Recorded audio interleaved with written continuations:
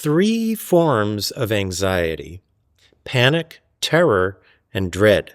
Oh my. In this video, I'm going to delineate three different types of anxiety and say just a little bit about what is likely to be involved in addressing them. Now, anxiety is a concept that is used in a very broad way and ends up being a bit of a blunt instrument when it comes to clarifying symptoms, clarifying what's being experienced when we're in distress or if we're a therapist working with a client.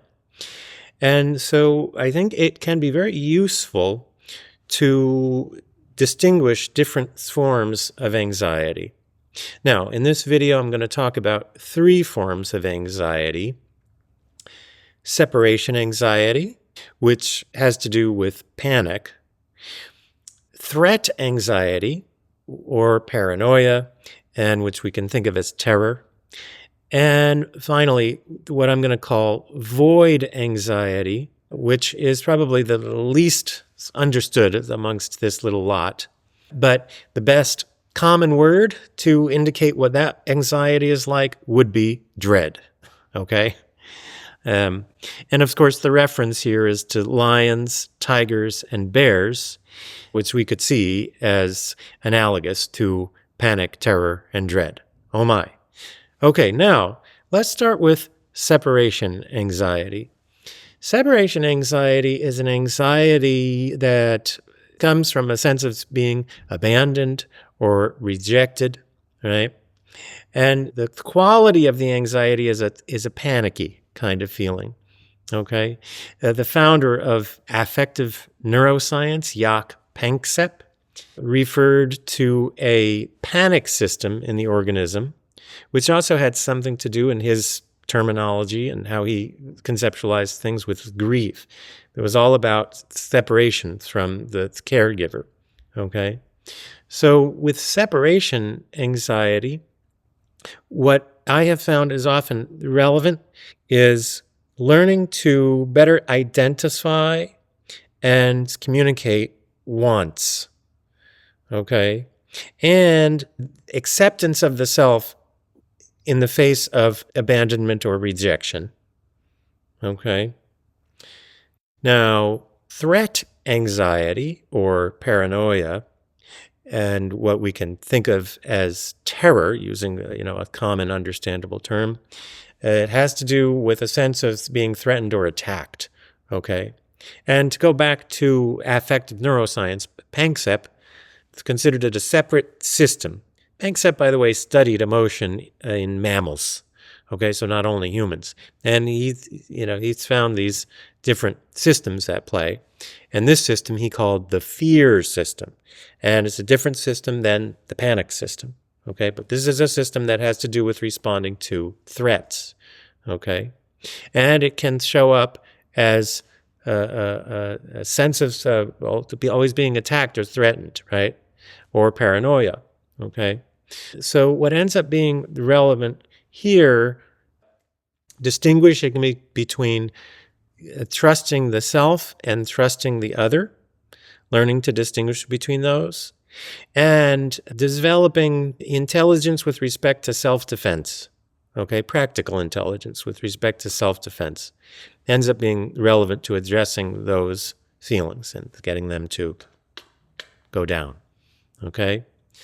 Now, void anxiety, what I'm calling void anxiety for lack of a better term, because there isn't a well-recognized term, probably the most evocative, commonly used term would be dread for this kind of anxiety. This is an anxiety associated with a sense of the possibility of falling apart or falling to pieces, okay? Now, there's discussion of this anxiety in the literature, but it has generally never been given a formal term, with the exception of one psychiatrist/psychoanalyst who was working in France named Didier Houzel, who referred to this kind of anxiety as precipitation anxiety. Now, that was probably a suboptimal translation from the French, because this is not a fear of the rain and the snow. A better translation might have been precipice anxiety. In other words, anxiety associated with the sense of falling over a precipice, of falling over a cliff, right? In other words, of losing one's basic form.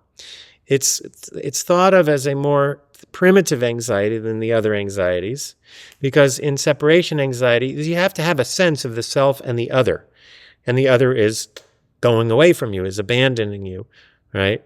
Threat anxiety, you also have to have a sense of self and other, and you're being attacked, right? Whereas with this void anxiety, what I'm calling void anxiety or precipitation anxiety, precipice anxiety, the sense of falling off a cliff, there really isn't so much this concept of anything happening with the other. There's more of a sense of the coherence of your basic being, your basic aliveness breaking down and dissolving, okay? So it may be thought of as a kind of primitive level death anxiety, but this concept of death is not involved, okay? And thus, it often will occur as a kind of very visceral anxiety, and it's the type of anxiety that can show up in the midst of social awkwardness, right? Of difficulty reading social cues, which can evoke a sense of not meeting another person. And you just have a sense of falling off of a cliff because there's nothing clear there to meet you, okay? And so now I want to give you just a very preliminary notion of what I think may be involved in addressing this type of anxiety. What you may want to do is develop a sense of a container, okay? Form. Like, for example, a weighted blanket, right, can provide comfort. And I think that's sometimes providing comfort with respect to this type of anxiety. It provides a sense of containment and form, okay? But what about in social settings? There, I think there's two things involved. Okay, now this is going to be very impressionistic, so just take it for what it's worth. But how do you create a container in a social setting? Well, there's two parts of it. On a superficial level, it's developing social decorum.